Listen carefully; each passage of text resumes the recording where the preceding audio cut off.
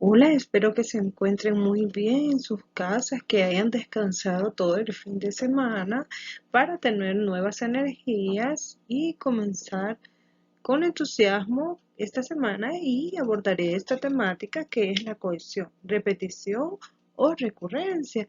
Pero como todas las semanas anteriores he estado compartiendo con ustedes una frase, les he traído esta que dice: una flor no piensa en competir con la flor de al lado, simplemente florece.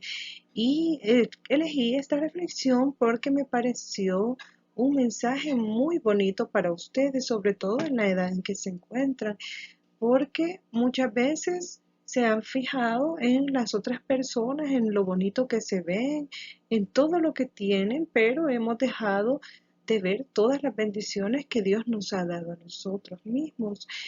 Dios nos ha dado a cada uno un don y espero que ya lo hayan descubierto, que estén potenciando ese don, que lo estén desarrollando, porque al igual que una flor solamente florece, y esa es la gracia de todas las flores, ver cuando el botón se abre y la hermosura que está transmitiendo cuando está floreciendo. Entonces ustedes son unos botones que muy pronto van a florecer o que ya florecieron, y ese florecer yo me refiero a que ustedes saquen lo mejor de ustedes. Cuando lo hayan hecho, entonces estarán floreciendo. Y no se preocupen por lo que pasa alrededor o por lo que le sucede al otro o lo que él tiene. Sí hay que preocuparse por ser empáticos, pero cuando es de adquirir algo que no es para nosotros, entonces no debemos de hacerlo, sino que hay que preocuparnos por nosotros mismos y por las habilidades que Dios nos ha permitido tener y desarrollar. Y con esta reflexión voy a comenzar esta semana. Comencemos. Como nuestra temática ya lo indicaba, repetición o recurrencia consiste en volver a escribir una palabra que ya habíamos citado al inicio, al medio, al final de un texto, y puede ser una misma categoría gramatical. Entonces consiste en que dentro de un mismo texto yo voy a repetir una misma palabra para recalcar la idea o para volverla a citar. Y como ejemplo tenemos: un policía estaba haciendo la ronda en un centro comercial cuando de repente vio a un hombre robando un bolso. El policía corrió tras el ladrón. Este se dio la vuelta y le apuñaló. El agente resultó herido y fue trasladado al hospital. En este texto se ha utilizado mucho la recurrencia. Hemos repetido 2 veces la palabra policía. También hemos repetido la palabra ladrón, pero utilizando un pronombre. Y hemos repetido una tercera vez la palabra policía, pero con un sinónimo. Siempre que lo hacemos de esta forma, está bien. Hemos empleado un mecanismo cohesivo.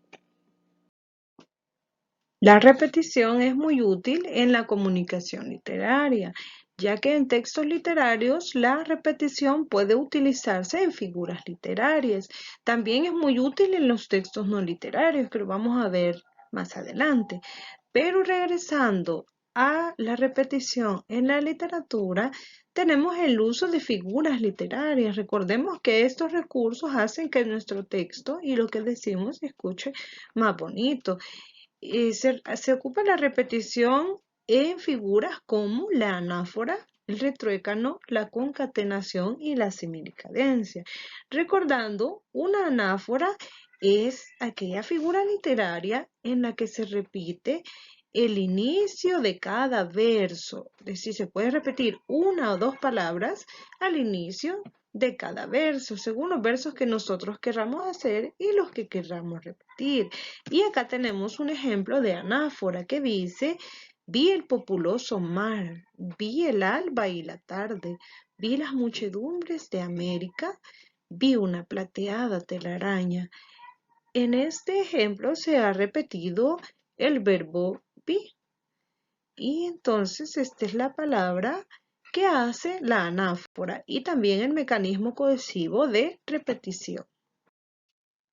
Otra de las figuras literarias en que se utiliza la recurrencia es el retruécano. Y el retruécano consiste en emplear una frase y luego elaborar una segunda frase, pero con sentido inverso, como en el ejemplo. En el ejemplo dice, cuando quiero llorar, no lloro, y a veces lloro sin querer. Si ustedes se fijan, hemos repetido las mismas palabras de la primera frase, pero con un sentido contrario en la segunda frase y se forma un juego de palabras muy interesante. Y para esto es necesario también utilizar este mecanismo de cohesión, la repetición. Otra de las figuras literarias en que se utiliza la repetición se llama concatenación. Y la concatenación consiste en repetir una palabra al final y al inicio de cada verso, formando así un encadenamiento de palabras. Y por eso se llama concatenación.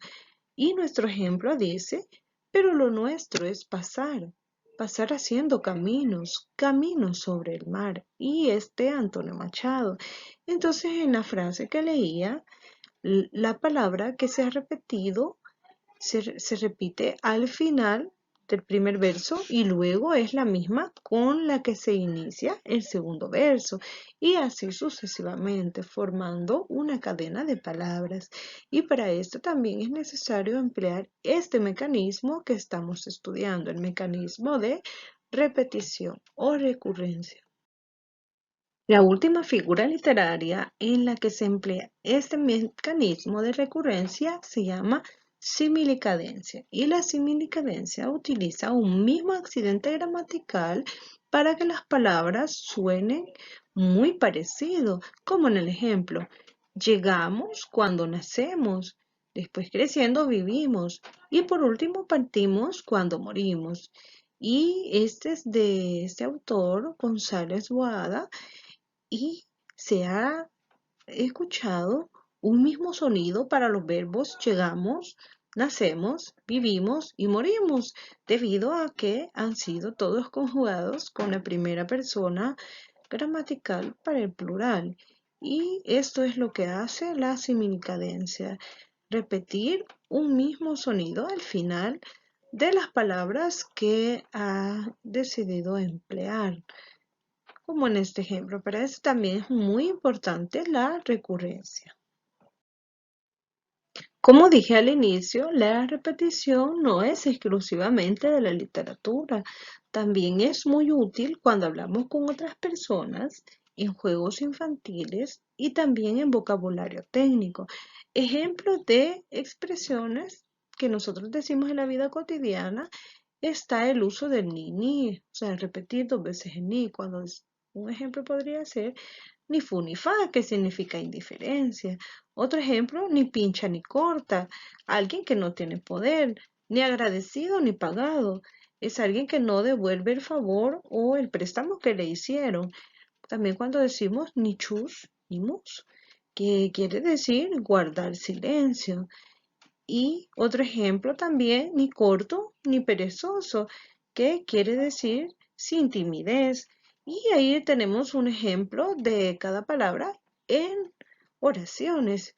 También otro ejemplo podría ser en las rondas que se realizan en los juegos infantiles o en las canciones. Y tenemos ese ejemplo de la canción Que llueva, que se repite varias veces que llueva.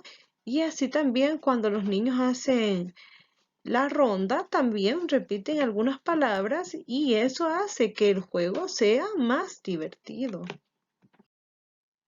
También les decía que la repetición puede utilizarse en términos técnicos, cuando suele ser obligatorio que se vuelva a citar dicho término para mayor claridad.